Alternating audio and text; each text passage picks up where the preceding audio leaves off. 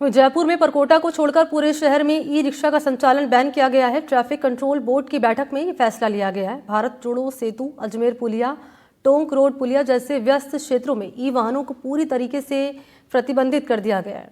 E rickshaw अब केवल sector सड़कों पर चल सकेंगे, जबकि मुख्य मार्गों पर ऑटो, कैब, मिनी बस और लो फ्लोर बसों को प्राथमिकता दी जाएगी। बताया जा रहा है कि निर्णय लेने के पीछे की वजह है ई रिक्शा और ई कार्ट की गति धीमी होने और अनियंत्रित संचालन के कारण मुख्य मार्गों पर जाम के हालात पैदा हो जाते हैं।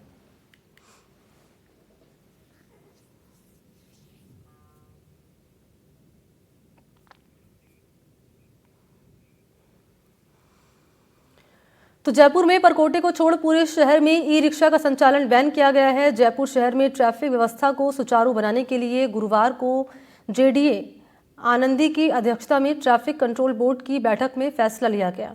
इसी को लेकर हमारे सहयोगी ने ई रिक्शा संचालकों से बातचीत भी की है।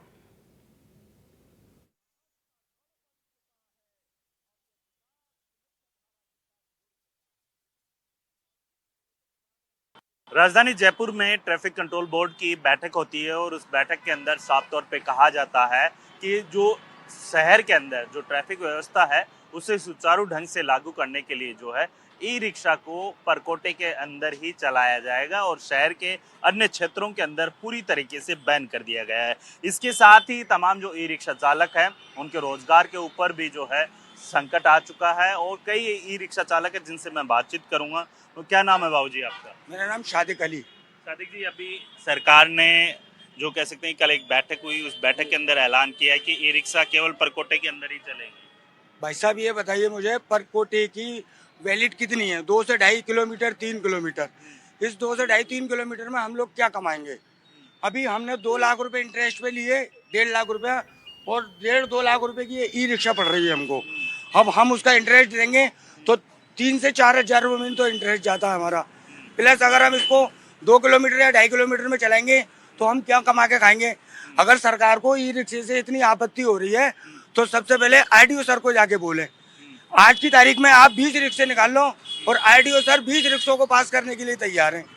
फिर जब इनसे इतनी परेशानी हो रही है तो इनका या तो आप रूट बनाएं कि भाई जो जहाँ का रहने वाला है वो उस रूट पे चलेगा, परकोटे में रहने वाला है परकोटे के रूट पे चलेगा, और बाहर का रहने वाला तो बाहर के रूट पे चलेगा।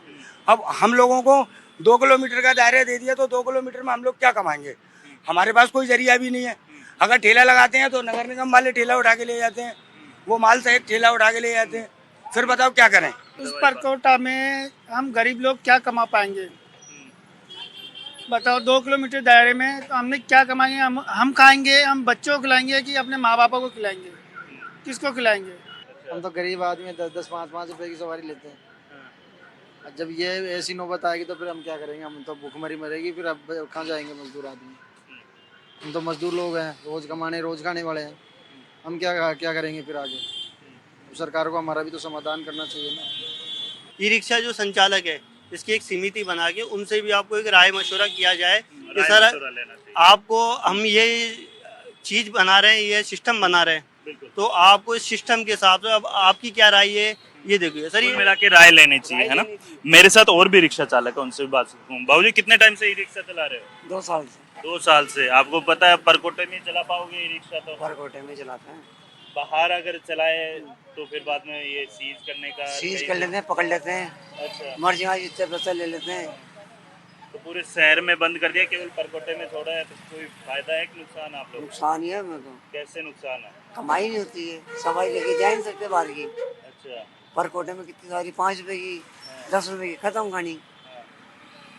तो कहीं ना कहीं नुकसान होगा। नुकसान ही है मैं यहाँ तो परकोटे में। बिल्कुल। देखिए, आपको बता दें कि ये तमाम जो ई रिक्शा चालक हैं उनका साफ तौर पे कहना है कि यदि सरकार इस तरीके से जो है ई रिक्शा संचालन को बैन करेगी तो कहीं ना कहीं उनके रोजगार के ऊपर भी जो है संकट आएगा और साथ ही उनकी जो कह सकते हैं कि रोजमर्रा जिंदगी के अंदर जो खर्चे होते हैं उनको चलाने में भी काफ़ी ज़्यादा परेशानी है वो देखने को मिलेगी। इसको लेकर सरकार को जो कम से कम जो ई रिक्शा संचालक है या फिर कोई ऐसी एक समिति है बनाने की बात कही जा रही है तमाम ई रिक्शा संचालकों से, और साथ ही उम्मीद ये जताई जा रही है कि अगर ई रिक्शा पूरी तरीके से बंद किया जाता है तो इसके चलते जो बेरोजगार होंगे लोग उनके लिए सरकार का क्या प्रावधान रहेगा, ये देखने वाली बात रहेगी।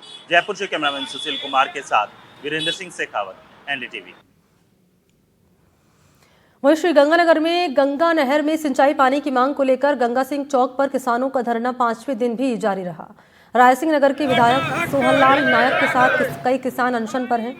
किसान 2500 क्यूसेक पानी की मांग कर रहे हैं। मांगे पूरी नहीं होने पर किसान आंदोलन को उग्र करने की चेतावनी भी दे रहे हैं। और इन्हीं तमाम खबरों के साथ बुलेटिन में फिलहाल इतना है।